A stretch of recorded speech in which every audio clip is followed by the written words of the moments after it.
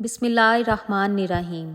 وہ دریائے نیل جس کا پانی ٹھاٹھیں مارتا تھا، مصر کے کھیتوں کو سیراب کرتا تھا، وہ دریا خشک ہو چکا تھا۔ مصر کے لوگ یہ دیکھ کر پریشان ہو گئے۔ ایسا پہلی بار نہیں ہوا تھا، بلکہ ہر سال دریا خشک ہو جاتا۔ مصر کے لوگوں کا کہنا تھا کہ دریائے نیل ہر سال انسانی قربانی مانگتا ہے۔ جب وہ قربانی دے دیتے تو دریائے نیل پھر سے ٹھاٹھیں مارتا اور لوگ خوش ہو جاتے۔ ان کی کھیتیاں پھر سے لہلہانے لگتیں۔ اب ایک بار پھر دریائے نیل خشک ہو چکا تھا۔ لوگوں کے چہرے پریشانی سے مرجھا چکے تھے۔ دریا اس بار پھر ایک انسان کی قربانی مانگ رہا تھا۔ وہ سب مجبور تھے۔ انہی دنوں حضرت عمر رضی اللہ تعالیٰ عنہ نے مصر فتح کیا۔ مصر میں فوجیں موجود تھیں۔ امیر المومنین حضرت عمر رضی اللہ تعالیٰ عنہ نے حضرت عمر بن عاص رضی اللہ تعالیٰ عنہ کو گورنر مقرر کیا، اور اس کے چند دن بعد ہی دریائے نیل خشک ہو گیا۔ لوگ بہت پریشان تھے اور وہ دریائے نیل کے لیے قربانی کی تیاریاں کرنے لگے۔ اب لوگ خوش تھے کہ دریا قربانی کے بعد پھر دوبارہ بہنا شروع کر دے گا اور خوشحالی ہی خوشحالی ہوگی۔ آخر وہ دن بھی آ گیا کہ ایک انسان کو دریائے نیل کی قربانی کے لیے بھینٹ چڑھ جانا تھا۔ لوگ صبح ہی صبح تیار ہو کر باہر نکل آئے۔ عید کا سا سماں لگ رہا تھا۔ ہر کوئی خوش تھا۔ حضرت عمر بن عاص دریائے نیل کے خشک ہونے پر سخت پریشان تھے۔ جب انہوں نے سنا کہ یہ لوگ دریائے نیل کی بھینٹ چڑھانے کے لیے ایک انسان کو قربان کرتے ہیں تو وہ تڑپ اٹھے کہ یہ سراسر ظلم ہے۔ دریا کے لیے ایک جیتے جاگتے انسان کو قتل کر دینا کہاں کی عقل مندی ہے۔ حضرت عمر بن عاص اپنے چند آدمیوں کے ساتھ دریائے نیل کی طرف چل پڑے۔ وہ اس قربانی کو ہر حال میں رکوانا چاہتے تھے۔ جب وہ دریائے نیل کے پاس پہنچے تو وہاں آپ رضی اللہ تعالیٰ عنہ کو عجیب منظر دیکھنے کو ملا۔ لوگ زرق برق کپڑے پہنے وہاں موجود تھے۔ ہر انسان کے چہرے پہ خوشی تھی۔ لوگ وہاں گورنر کو دیکھ کر حیران رہ گئے اور سوچ میں پڑ گئے کہ شاید گورنر بھی اس قربانی کو دیکھنے یہاں آئے ہیں۔ حضرت عمر بن عاص نے دیکھا لوگ ایک 15 سالہ لڑکی کو وہاں لے آئے۔ لڑکی نے زرق برق کپڑے پہن رکھے تھے اور ساتھ زیورات بھی۔ لڑکی خوف سے کانپ رہی تھی۔ اس کا چہرہ زرد پڑا ہوا تھا۔ لڑکی لڑکھڑاتے قدموں کے ساتھ آگے بڑھ رہی تھی۔ وہ لرزتے ہوئے لوگوں کے ہمراہ دریا کے قریب جا کر رک گئی۔ اس نے مڑ کر اپنے باپ کو دیکھا۔ باپ کی آنکھوں میں آنسو تھے۔ وہ مجبور تھا۔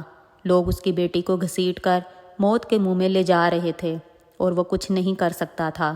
اپنی بوڑھی آنکھوں سے اپنی بیٹی کو موت کی طرف جاتے دیکھ رہا تھا اور ماں غم سے نڈال ہوئی جا رہی تھی۔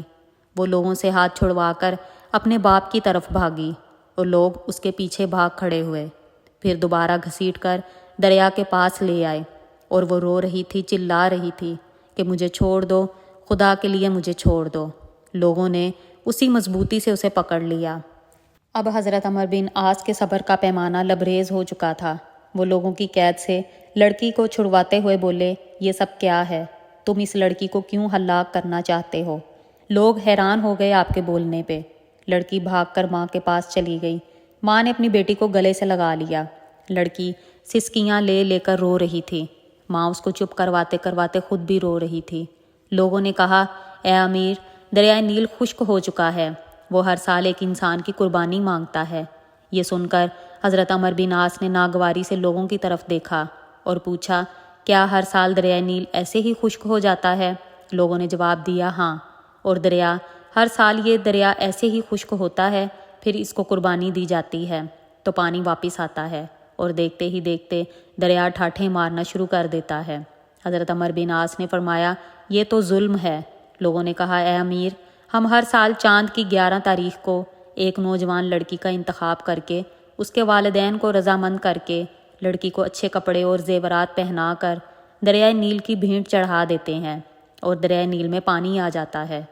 حضرت عمر بن عاص نے فرمایا، اسلام ایسی باتوں کو پسند نہیں کرتا۔ دریا کے پانی کے لیے تم ایک انسان کو قتل کر دیتے ہو۔ اسلام ایسے ظلم اور شرک کو مٹانے آیا ہے۔ آئندہ تم ایسا نہیں کرو گے۔ لوگ بولے کہ دریا کو خشک ہو جائے گا، ہماری کھیتیاں تباہ ہو جائیں گی، ہم بھوکے مر جائیں گے، ہمارے جانور ہلاک ہو جائیں گے۔ حضرت عمر بن عاص نے فرمایا، تم پریشان نہ ہو، کچھ نہیں ہوگا۔ حضرت عمر بن عاص نے انہیں یہ رسم ادا نہ کرنے دی۔ لوگ پریشان تھے کہ اب ہم کیا کریں گے؟ ہم تو پانی کے نہ ہونے کی وجہ سے مر جائیں گے۔ لوگوں میں اتنی جرت بھی نہ تھی کہ وہ آپ کو کچھ بولتے۔ آپ رضی اللہ تعالیٰ عنہ نے لڑکی کو اس کے ماں باپ کے ساتھ بھیج دیا۔ آہستہ آہستہ لوگ بھی جانا شروع ہو گئے۔ کچھ دن بعد دریا بالکل خشک ہو گیا، ایک بوند بھی نہ رہی۔ لوگ بکھلا گئے کیونکہ ان کی کھیتی باڑی اسی پانی سے ہوتی تھی۔ دریا خشک ہوا تو زمینیں بنجر ہونے لگیں، لوگ بھوک سے ہلاک ہونے لگے، جانور چارہ نہ ملنے کی وجہ سے تڑپ تڑپ کر مرنے لگے۔ یہ دیکھ کر لوگوں نے مصر سے نکل کر دوسرے علاقوں کا رخ کیا۔ ہر طرف ویرانی ہی ویرانی تھی۔ حضرت عمر بن عاص نے جب یہ دیکھا تو وہ پریشان ہو گئے۔ انہوں نے حضرت عمر بن خطاب رضی اللہ تعالیٰ عنہ کو ایک خط لکھا اور اس میں ساری صورتحال واضح کر دی۔ حضرت عمر بن خطاب رضی اللہ تعالیٰ عنہ نے جب خط پڑھا تو اس کے جواب میں لکھا کہ تم نے مصریوں کو بہت اچھا جواب دیا، اسلام ایسی باتوں کی اجازت نہیں دیتا۔ اس خط کے ساتھ ایک رکا بھیج رہا ہوں، تم یہ دریائے نیل میں ڈال دینا۔ حضرت عمر بن عاص کے پاس آپ کا خط پہنچا۔ انہوں نے خط پڑھ کر وہ رکا بھی پڑھا جو دریائے نیل کے لیے لکھا گیا تھا۔ اس میں لکھا تھا کہ یہ خط اللہ کے بندے عمر بن خطاب رضی اللہ تعالیٰ عنہ کی طرف سے ہے۔ اے دریا، اگر تو اللہ کے حکم سے بہتا تھا اور ہم بھی اللہ ہی سے تیرا جاری ہونا مانگتے ہیں، اور تو اللہ کے حکم سے جاری ہو جا، اور اگر تو خود اپنی مرضی سے بہتا ہے اور اپنی ہی مرضی سے رک جاتا ہے تو تیری کوئی پرواہ نہیں، ضرورت نہیں۔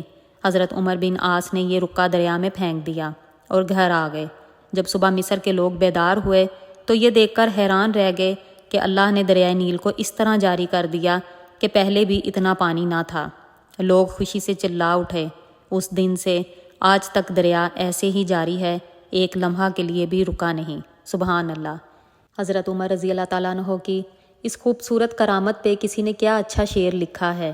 زینب کے خزانے کو الماس کہتے ہیں، لگے تڑپ پانی کی تو اسے پیاس کہتے ہیں، یوں تو سب کی پیاس بجھاتا ہے دریا، جو دریا کی پیاس بجھائے اسے عمر بن خطاب کہتے ہیں۔ آج کی ویڈیو اگر پسند آئے تو لائک اور شیئر ضرور کیجیے گا۔ اللہ حافظ۔